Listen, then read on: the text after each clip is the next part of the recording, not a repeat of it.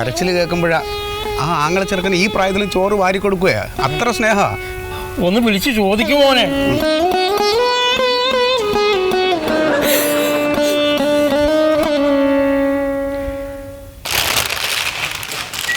അതാ ഫോൺ വിളിക്കുന്നില്ല. ഫോൺ റിങ്ങില്ല.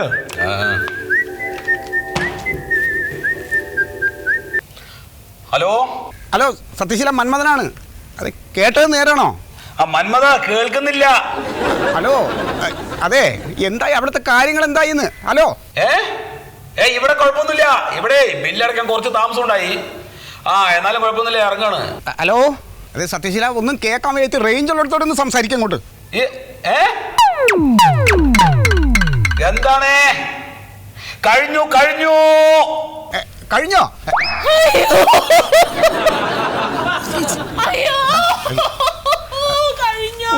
എന്ത് മനുഷ്യനായിരുന്നു.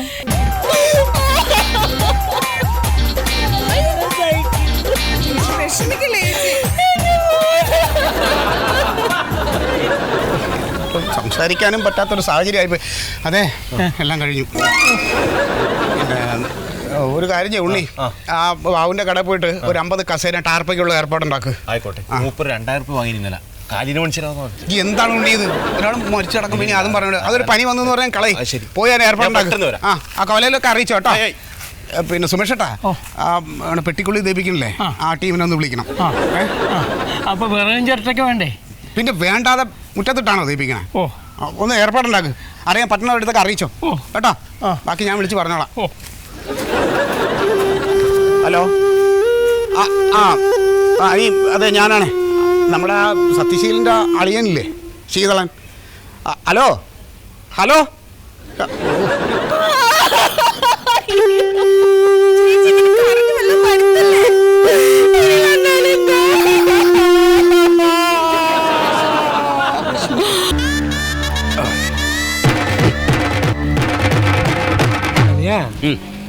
നമ്മളിവിടുന്ന് കഴിച്ച ബീഫ് ഉണ്ടല്ലോ, താരം പോത്തോ? പോത്തന്നല്ലേ ബീഫ്, പോക്കാന്ന്. പോർക്കോ?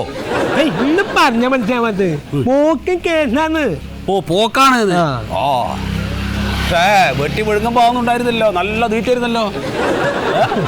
നീ വേറൊരു കാര്യം, ഈ ബീഫ് കഴിച്ചു എന്നുള്ള കാര്യം പുറത്താരും അറിയണ്ട. വരുന്നല്ല പുറത്തറിഞ്ഞു കഴിഞ്ഞാൽ ആളുകൾ തല്ലാണ് കൊല്ലും. അതിനല്ലേ അതെയാ. നെഞ്ചുവേദനയായിട്ട് ആശുപത്രിയിൽ എത്തിയ അലിയനാണ് ഞാൻ. ഒരു ഓട്ടോറിക്ഷ വിളിച്ചു കൊണ്ടേക്കൂടെ. നെഞ്ചുവേദന ഉള്ള ആളാണ് ബീഫ് തിന്നിരുന്നത്. അങ്ങനെയുള്ള ആൾക്ക് നടക്കുകയും ചെയ്യാം. ഓട്ടോറിക്ഷയൊക്കെ അത് കിട്ടുമ്പോ കയറാം. വാ, കാശ് ഞാൻ കൊടുക്കാം. കാശ് കൊടുക്കോ? നമുക്ക് എന്തായാലും കയറാം. അല്ല, അതിനുള്ള പൈസ അവിടെ നിന്റെ കയ്യില്? അലിയന അവിടെ വെച്ച ടിപ്പില്ലേ, അതിനടുത്തു പൈസ നീ എടുത്തോ? വല്ലാത്ത പാവിയാണ് നീ. തട്ടിപ്പ് കേട്ട അവർക്കൊന്നും കൊടുക്കേണ്ട കാര്യമില്ല.